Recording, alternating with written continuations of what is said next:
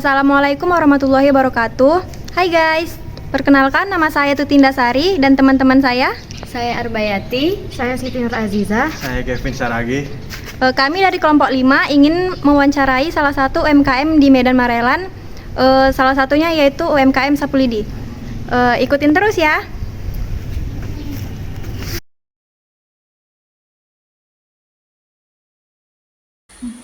Jadi nih Pak, kami dari Politeknik Negeri Medan. Nah, perkenalkan nama saya Arbayati dan ini teman saya. Nah, saya Tutinda Sari, Pak. Nama saya Siti Nur Azizah. Nama saya Kevin Saragi, Pak. Nah, jadi di sini kami ingin mewawancarai Bapak mengenai usaha yang Bapak jalankan sekarang ini. Oh iya, kalau boleh tahu nama Bapak siapa? Nama saya Sakti Putra Nasution. Sudah berapa lama ya Pak Bapak menjalankan usaha ini? Dari tahun 2014.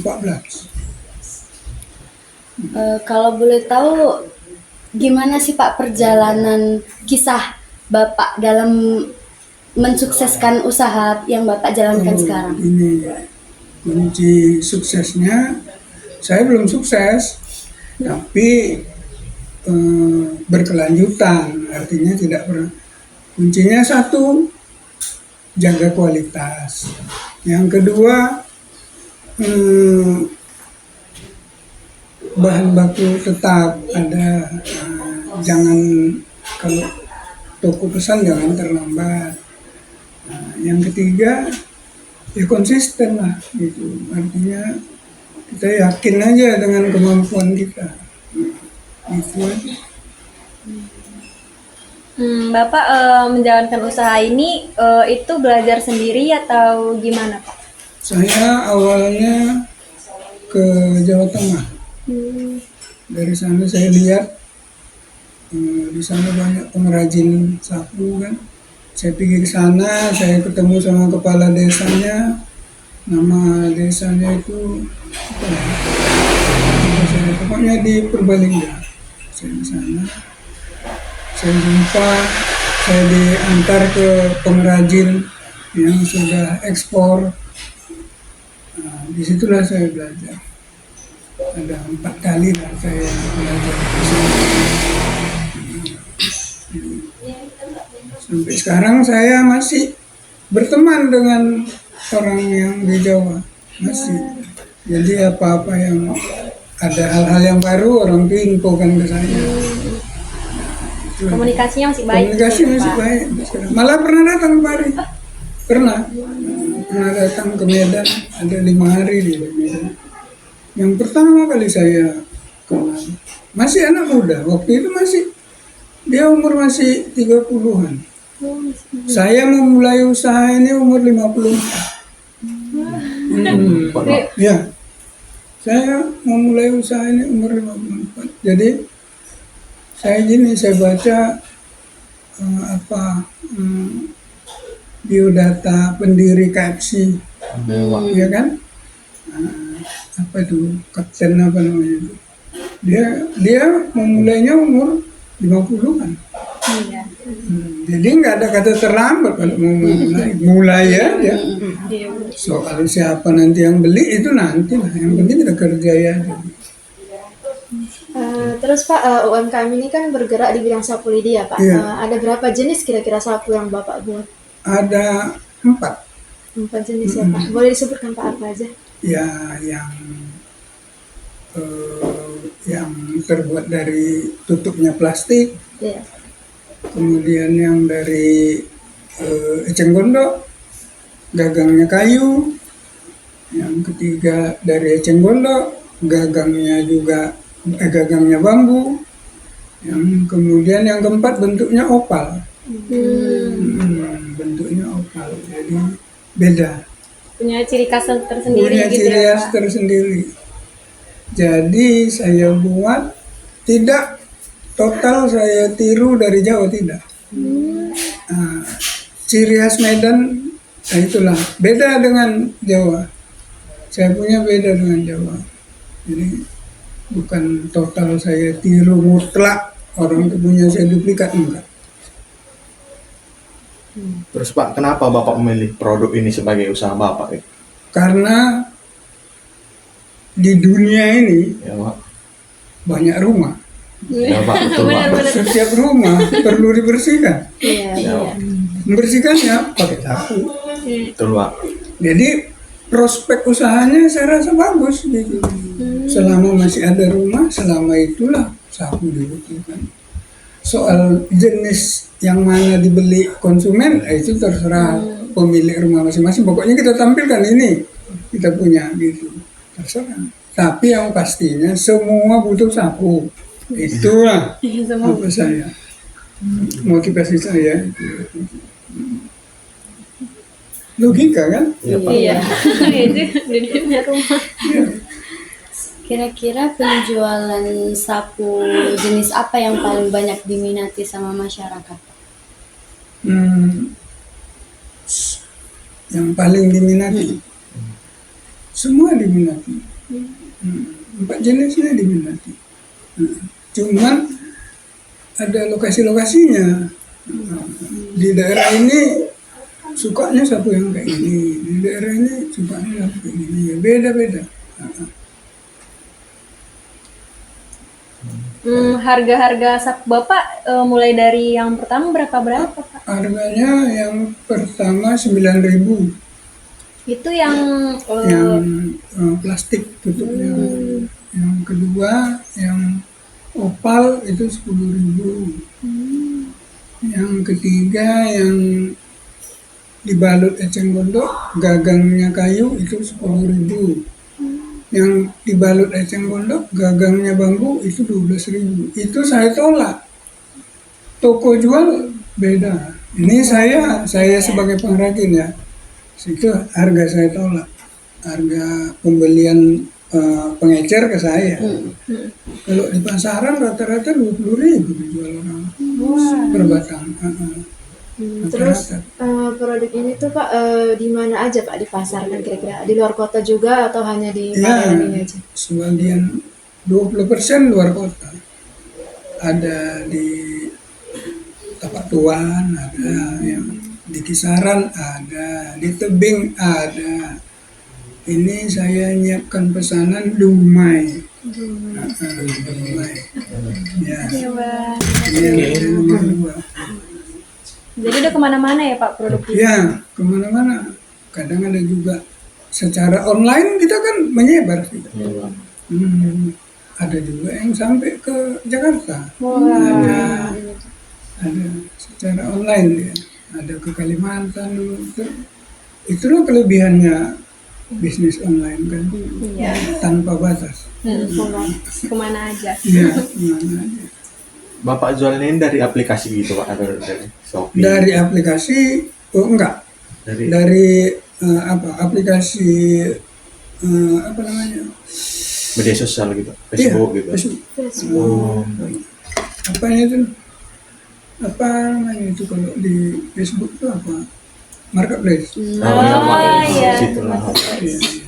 Marketplace ada saya. Bisa kalian buka.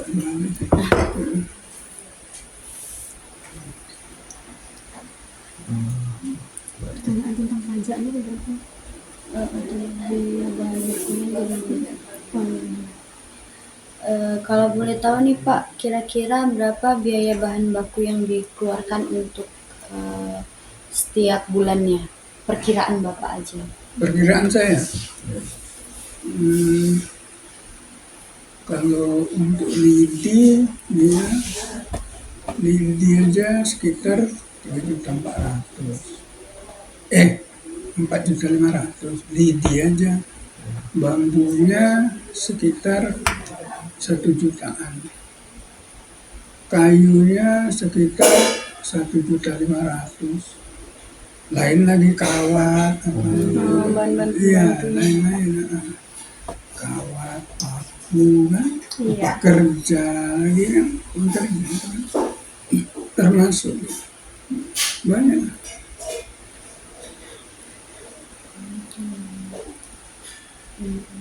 Berarti kayu sama lidi itu Bapak beli lagi dari luar Pak? Ya, ada yang memproduksi itu di Tanjung Rawa. ada pabrik, kita pilih pabrik. Kalau untuk eceng gondoknya itu Eceng gondok kita ambil sendiri. Ayo saya bawa nanti kalian ke Ya, boleh, boleh. mau kalian nengok eceng gondok ada 10 hektar tuh eceng gondok. Boleh eceng gondok ya? Hah? Eceng gondok semua. Eceng gondok semua.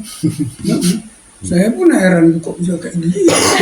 Ada rumah di tengah-tengahnya udah ditinggali yang punya.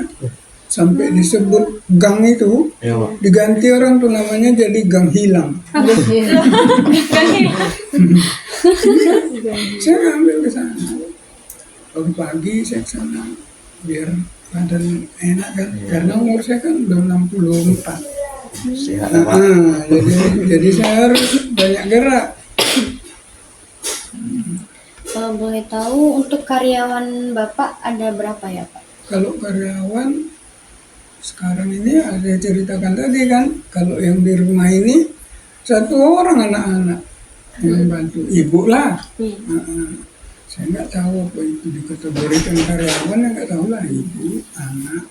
Udah tuh ada ibu-ibu 5 orang yang bantu saya kan, Pak Glenn. Itulah yang bantu saya. Jadi kalau dibilang karyawan dibayar itu kan ada mingguan, ada harian, ada bulanan kan. Orang tuh enggak, tergantung berapa dikerjakannya, itu saya bayar. Oh. Berarti untuk perhitungan gajinya seberapa banyak yang dikerjakan itu? Iya, seberapa banyak. Jadi istilahnya itu borongan.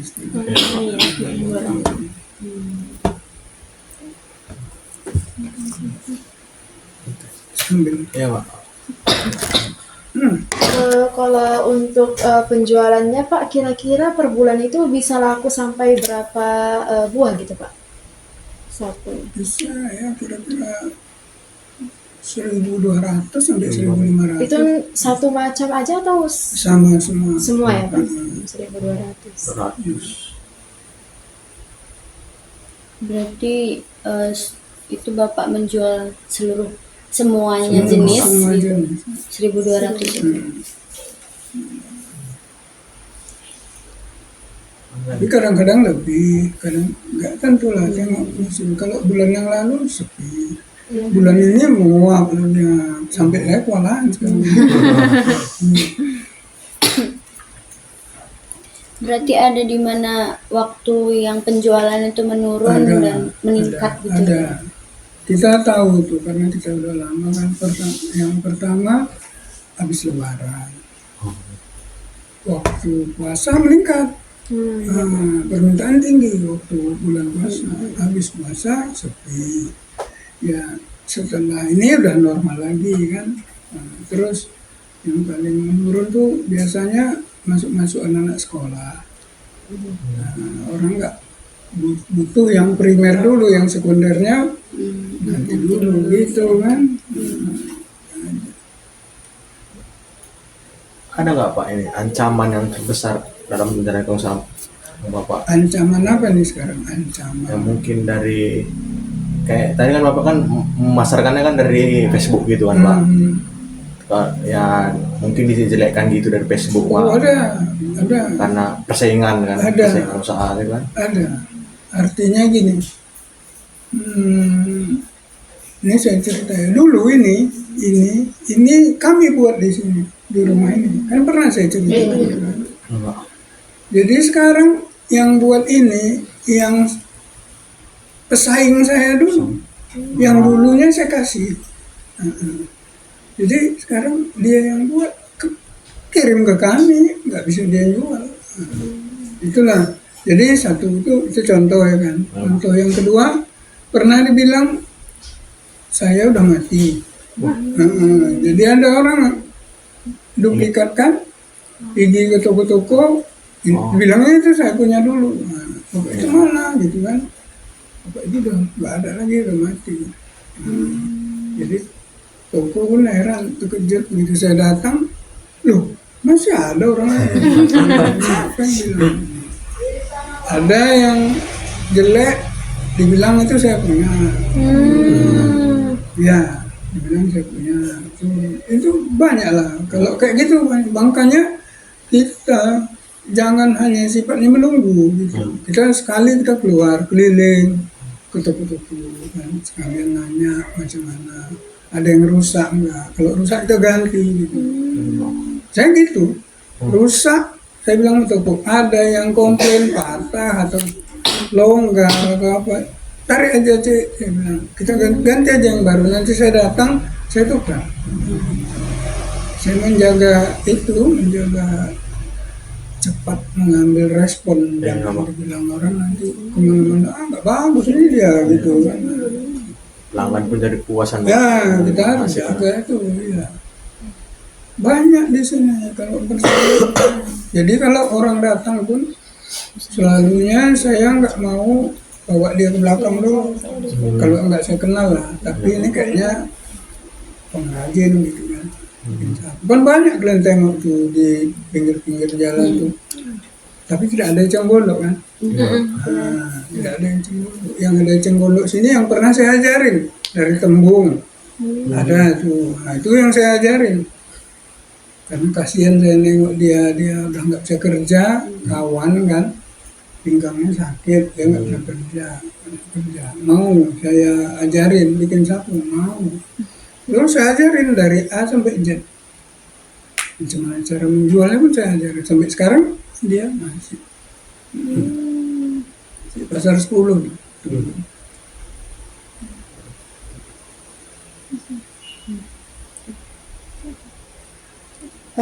Pak, kalau boleh tahu usaha Bapak ini ada dikenakan pajak atau enggak?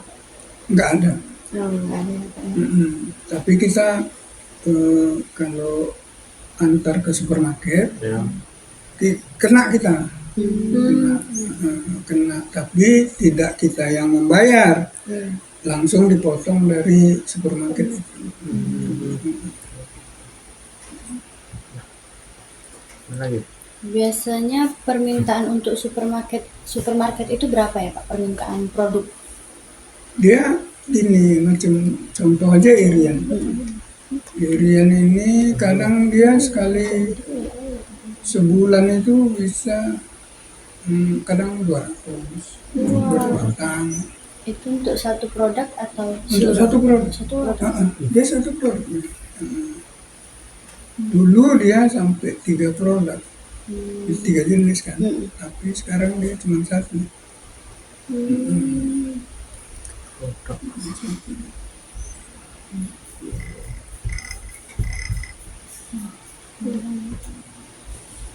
Udah habis kayaknya. Habis. Saya masih siap.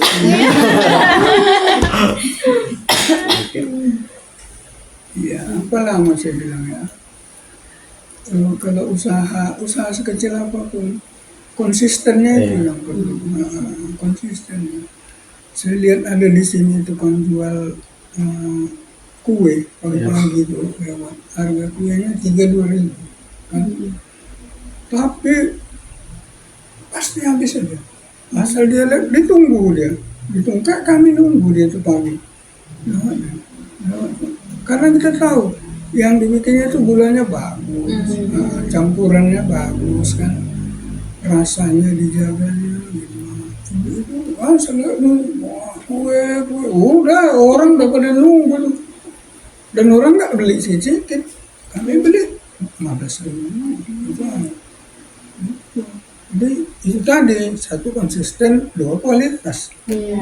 Kalau ini dijaga, mudah-mudahan ya jual apa pun, cacing pun kalau kita jual. Iya. Saya bukan di HP saya banyak itu cara masak tahu crispy. Ada saya simpan. Saya simpan ini. Iya, ini lebaran kan. Lebaran. Saya dari kecil diajar tinggal sama nenek. Dulu nenek bikin kolang-kaling, di apanya saya diajarinya, saya disuruhnya ngepres gitu kan. Jadi sampai sekarang ibu jual kolang-kaling, anak saya jual kolang-kaling, yang bikin saya, yang masak saya. Dari A sampai Z-nya saya. Jadi baru-baru ini udah saya bikin, datang anak saya, ya ini ada penjual kolang kaling aku beli berapa sekilo? 106.000. Oh, deket. Kami jual 60. Kami jual 60. Jauh kali caranya. Coba rupanya di dalam kolang kaling isinya sukade. Sukade kue itu tahu kan? Sukade. Dia ada warna merah, rasanya beda-beda. Oh iya. Sukade. Ini bisa yang bikinnya nih. Udah diam-diam Bapak cari sampai sendiri. Sekilo kerjain di sini nih. Ayah bisa. Iya. Jadi itu semua kan kolang kaling kan mungkin kalian nganggapnya makanan apa gitu kan, tapi bisa 106.000 1 kilo. Di dalam kolang kaling tuh diisi. Jadi begitu kolang kalingnya dikunyah, rasanya ada rasa kayu manis, ada rasa jeruk. Jadi bervarian dia. Varian. Oh bisa saya gitu. Kerja bisa. Jadi apa? Banyak hal-hal yang saya kerjain bisa. Oh ya Pak, kami boleh nggak Pak lihat-lihat gimana Boleh proses-prosesnya? ya. Oke guys, jadi kita mau lihat bagaimana proses pembuatan sapu lidinya. Ayo.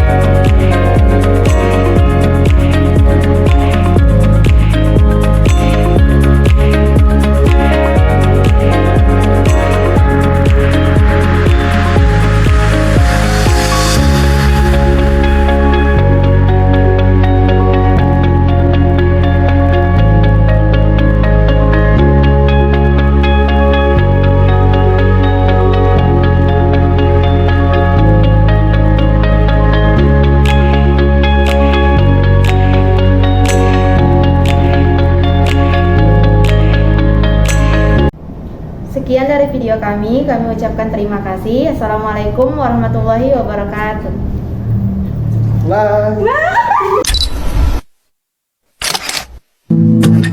We keep this love in a photograph. We made these memories for ourselves, where our eyes are never closing, our hearts are never broken, time's forever frozen still.